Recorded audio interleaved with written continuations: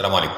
ظهرت في الفترة الأخيرة يا جماعة ناس بتقف في السوق بتاعها فراخ بتبيعها بنص الثمن، دي اسمها فراخ سردة. تعالوا بقى نعرف النهارده إيه قصة الفراخ السردة دي.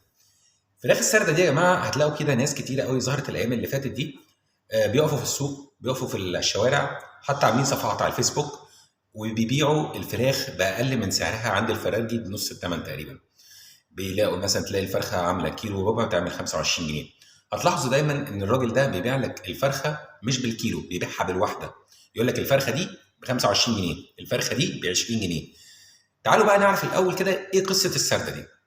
السرده دي يا جماعه بتبقى فراخ تسمين عمرها 30 يوم.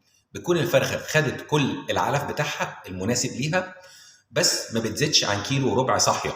نركز في حته صاحيه دي يا جماعه. فبيحصل ايه؟ ان التاجر او صاحب المزرعه بيبقى عايز يتخلص منها باي شكل، فبيبيعها للناس دي طبعا زي الشروه كده.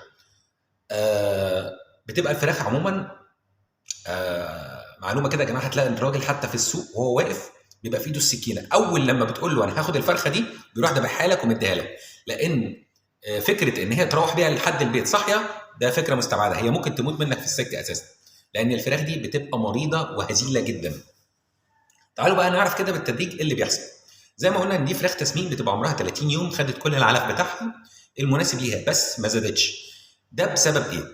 بسبب تهويه، بسبب درجه حراره، سوء تعليف، والحضانات ما بتبقاش مناسبه. طبعا الفرخه بتمرض او بتكون عرضه للامراض وبتبقى في حاله يرثى لها. طب بايه اللي بيحصل؟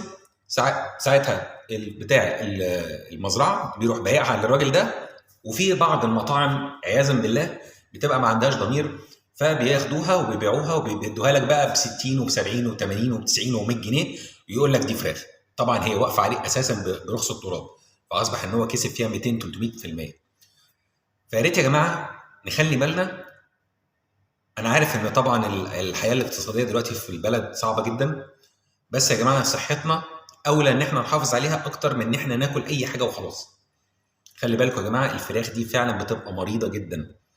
ما تمشوش ورا الرخص ويقول لك اصل ده بتاع الغلابه، اصل ده بيخلي باله من الغلابه، اصل ده بيبيع حاجه الغلابه. يا جماعه معلش، انا لو هاكل بروتين نباتي بس احسن من ان انا اكل حاجه تمرضني وتمرض عيالي، وان انا اصرف على العلاج اكتر ما انا صرفت على الفرخه.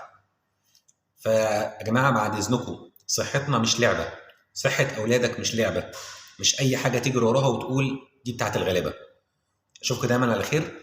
لو الفيديو عجبكم يا جماعه ما تنسوش تدعوا لنا بصالح الدعاء وبظهر الغيب، وتشتركوا في القناه، وفعلوا زر الجرس، ولو انت على الفيسبوك تعمل لنا متابعه. مع السلامه.